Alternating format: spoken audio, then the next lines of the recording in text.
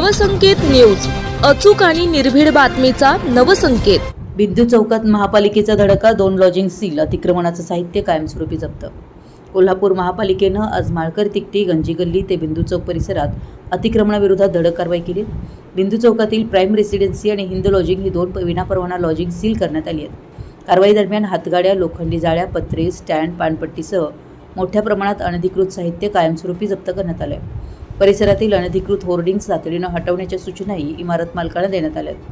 आयुक्त डॉक्टर राजेंद्र भारुड यांच्या आदेशानुसार उपायुक्त किरण कुमार धनवाडे यांच्या मार्गदर्शनाखाली ही मोहीम राबवण्यात आली।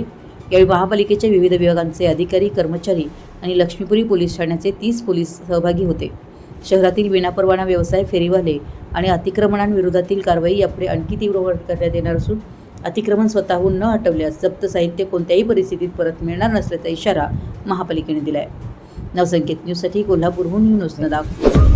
आपल्या परिसरातील महत्त्वाच्या बातम्या पाहण्यासाठी आमच्या नवसंकेत न्यूज चॅनलला यूट्यूबवर सबस्क्राइब करा आणि बेल आयकॉन प्रेस करा।